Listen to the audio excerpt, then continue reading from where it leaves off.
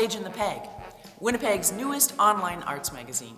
Spring is in the air and we have got a great episode lined up. So without further ado, let's begin. Gail Asper is an impassioned philanthropist and advocate for the arts. In early March, before COVID hit, the arts community watched as she tenaciously lobbied at City Hall against funding cuts to the Winnipeg Arts Council. Her support has been instrumental to the success of so many organizations in the city. I asked her what being a Winnipegger means to her and why arts and culture have been so important in her life.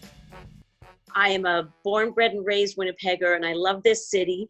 And for me, being Winnipegger means that we stick together. We are very community-minded. In fact, we are the #1 in the country for volunteering and donating. So we look after each other. I also think it means that you got to be pretty tough to live here. So we're tough and resilient. We look after our neighbors. And I think you also have to have a pretty good sense of humor to live here. So that's to me what it means to be a Winnipegger. Yeah, to get through the Winnipeg winter. Yeah, exactly. Yeah. And I always hear people talking when they hire Winnipeggers, because half of Winnipeg lives in Toronto or Calgary or Vancouver. They love Winnipeggers because they know that they are humble. They're not really into the big hierarchies, to just roll up their sleeves, get the job done, and they are really hard workers. Yeah, and your family has had such a huge impact on the arts and culture scene in Winnipeg. And just talk to me a little bit about that. How important the arts and culture are to you? So my dad's parents were they came from Russia. They were musicians. My grandfather was a professional violinist and my grandmother was a professional pianist. Mm. And so in their family, my dad and his siblings, it was not negotiable that they had to play the piano and listen to Beethoven. And that got passed on to us. So my brothers and I also had to take music lessons. But my dad was crazy about theater. He was on the board of Rainbow Stage. He was on the board of MTC. So he and my mom loved jazz. They both loved jazz. So we were taken as kids to theater from day one. I will never forget, going to see shows at Manitoba Theatre Centre. And my grandmother used to take us to the symphony and force us to listen to 2 hours of adult symphony because there was no children's programming. So from an early age, it was in their blood and they passed it on to my brothers and me. And I can't imagine a world without the arts, without music and dance and theater that they exposed us to. It was not that you just go to the theater, but if you enjoy it, you contribute, you donate. This was the example my parents set for all of us. And you got to show up. You have to be a volunteer. And you can't just expect these things to happen without, helping make them happen. And that's what makes Winnipeg such a fabulous place to live. Yeah, I totally agree. Okay, wild card question. What are you most looking forward to when this is all over, this COVID crisis? Okay. Oh, well, this will come as a huge surprise, but it's absolutely getting out to live performing arts. That is what I am most looking forward to, the live performing arts experience.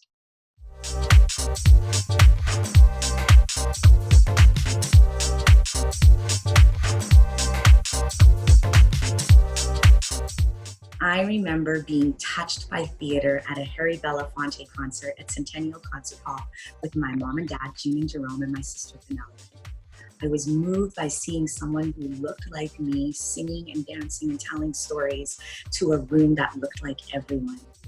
I studied dance, the Academy of Dance. I took it very seriously. I participated in the Manitoba Dance Festival, which was held at Royal Manitoba Theatre Centre, consequently. So I remember walking up those stairs as a young artist. And now today as an artist, I celebrate my dance background, the structure and the technique, and how we use it and break it to make meaning. And I'm curious about the structure and the imposition and the new form of today, and how I will and my art will make meaning out of breaking it.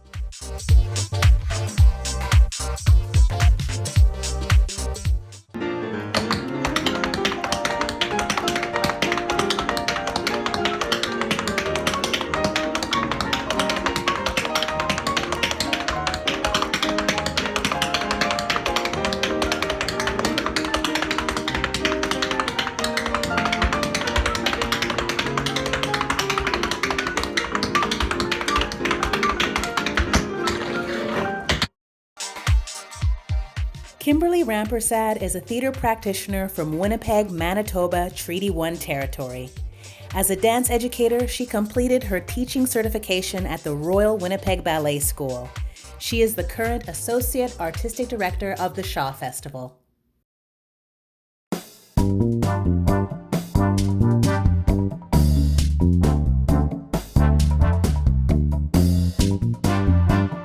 Hi, I'm Ari Weinberg, and this is The Punchline, where I toss out headlines taken from the Winnipeg Free Press, and actors and/or comedians improvise the articles.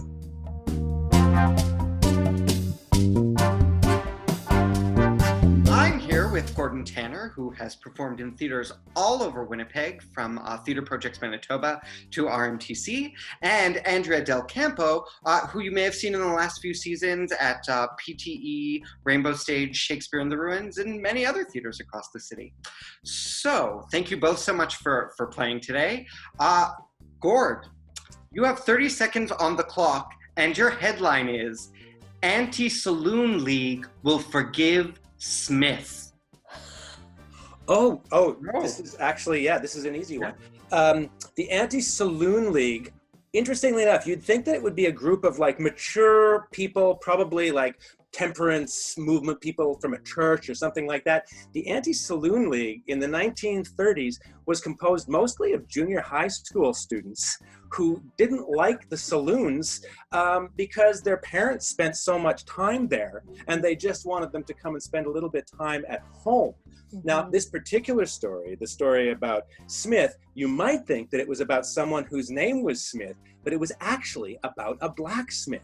It was about the town blacksmith, even in the 1930s, still getting a lot of work, who shod all of the horses that their parents would ride to the saloons. Well, thank you for that. You are at time, good sir. He would have just kept going. The story, it has a real, it's a barn burner of a conclusion.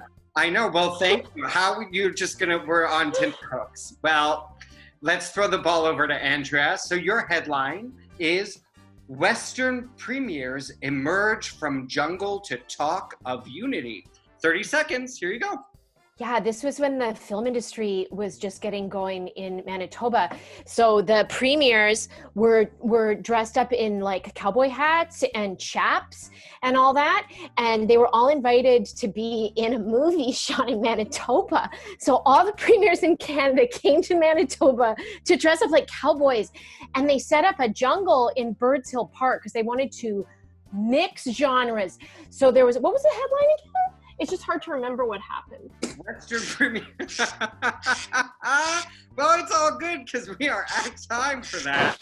Thank you. Okay, well, now with the information you've shared from both of those, here you go. You have 30 seconds to tell me what your two articles have in common. Smith and the saloons and the premiers. What do you think the movie that they were making was? It was called Smith versus the Saloons. And the premiers were playing cameos, I think. Is that right, Andrea? Yeah, they would come into the saloons, deliver the motto of their respective provinces, because it was kind of a propaganda movie, and then they would leave. Yeah. Oh. And go back into the jungle that they created out of Birds Hill Park. Oh. That's right. Yeah. And I think Steve Juba played Smith. Amazing. Well, there we go. We're at time for that. Thank you both so much. So, fun fact here: both of your headlines were from the date of April 24th. Gord, yours was from 1924, and Andrea's yours was from 1980. So that's the punchline. And now we'll just cha-cha over to Katie German. Welcome to Whiz Kids. Due to COVID-19, many performing arts programs across Winnipeg had to cancel or postpone their productions. So for this Whiz Kids segment, we are going to be celebrating some of those shows with some awesome fan videos. Quiet.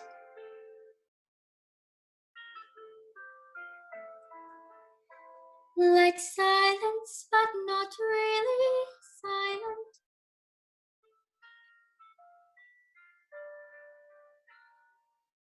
Just that nice kind of quiet, like the sound when you lie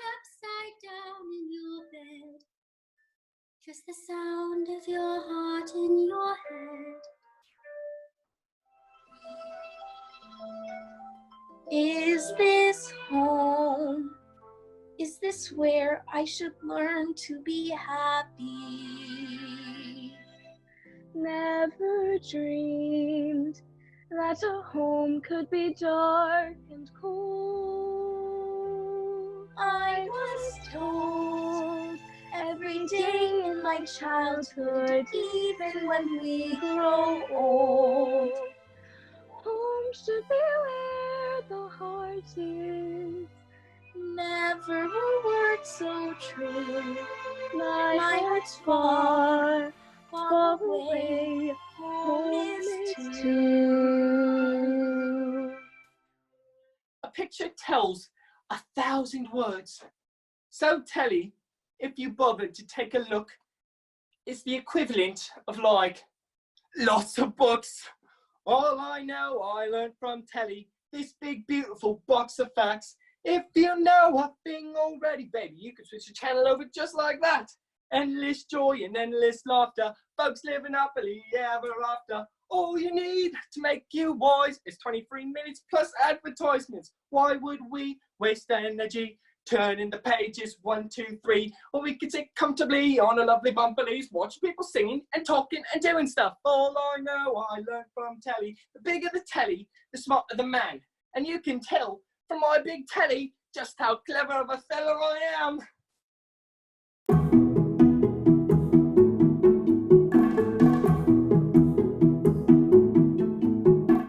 Lara Rae is an award-winning radio writer, performer, playwright, and host. Her first play, Dragonfly, was produced by Theatre Projects Manitoba in 2019. We feel so proud of her work with the Pantry. Let's see what she's up to. Hello, Lara. Nice to meet you online. Nice to see you too. Please tell us about the Pantry. So the Pantry is a group I started just after I left the Comedy Festival after 19 years that deals with and tries to alleviate food insecurity in West Broadway neighborhood by cooking and delivering meals. And this has kind of folded into the work I'm doing here at the West Broadway Community Ministry, where we do about 130 meals a day, and I manage a group of volunteers, and we all work together and get food out to people because a lot of the programs are closed, so we're trying to fill that gap, and it's been very useful and worthwhile for us to be here. Oh, wonderful. And now, how does your creative practice, your comedy, your writing inform you at this time with the people that you serve? Well, of course, having a sense of humor in times of stress and crisis is important. And so I'm very lucky to have that gift. In terms of creating and artistically as a stand-up comic, it's a big challenge because we rely on an audience. And so looking at ways to tell our jokes, to tell our humorous stories, to create content has been challenging at first. But I think that we all know that art, and especially comedy, can often flourish in times of great uncertainty, in times of great oppression, and so on. So in that way, it is literally kind of a fertile time to be an artist. And also I'm beginning to celebrate the confines and the boundaries of which we're forced to work under, because I do think sometimes when we're given duller tools, so to speak, we can sharpen them in different ways and tell our stories and craft our work in different and more interesting ways. And let's face it, I'm not going to be cruel about this, but for the past 50 years, really, across almost all Western art, there's been a great deal of static, and there's been no major revivals as there were in the beginning of the last century, modernism and so on. And so this could be the potential to create a new way of telling stories and a new way of doing art, which I think will be much more community-based, much more local, and much more participatory. I have tremendous optimism. Yeah, awesome. Thank you so much. Thank you. Wash your hands. I will. We just say that, eh? It becomes like a robot. I just say, nice to meet you. Wash your hands. Yes. What are you doing today? Wash your hands.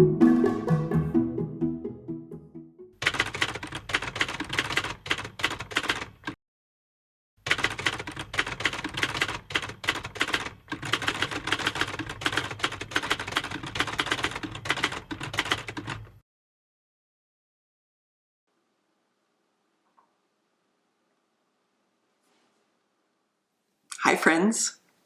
I've been thinking about boredom. I bet I'm not the only one. I'm thinking about what makes us bored, why we get bored, what boredom actually is. When I'm working on a play, I try to be aware of when I'm getting bored, so I can fix that bit of the play so that the audience doesn't get bored. So I'm wondering if there are things we can use from the way we make theater to deal with this problem of boredom in our lives. It's worth a shot, right? So when I'm bored in life, I usually think about, well, what can I do to distract myself, or how can I fill up the time? But actually, those are like really bad ideas when you're working on a play, because you don't want the audience to be distracted. If the audience gets distracted, then they'll leave the world of the play, and then it's really hard to get them back in. And if they don't get back in, they lose the thread, and then they get bored. And a play where we're just filling up time, I mean, nobody wants to see that show. So I think keeping an audience from getting bored is more about keeping them engaged in the story, in the characters, in the relationships. It's more about making sure they know where to direct their attention, where to focus for every moment of the play. So maybe boredom in our lives is more about not knowing where to direct our attention, not knowing what to focus on. So maybe the opposite of boredom isn't excitement or busyness or amusement or stimulation. Maybe the opposite of boredom is engaged.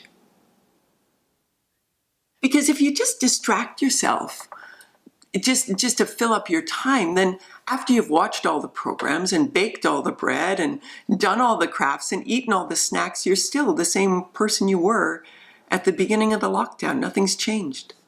And the show where nothing changes is boring. We want to see the protagonist be a different person at the end of the play than they were at the beginning. So what if our boredom is like some part of ourselves waking up and saying, hey, wait, what? What is this? Why am I here? What am I doing? What do I want? What's going on? And instead of answering these big existential questions, we just say, shut up, inner voice, watch some Netflix. We may never be this bored again.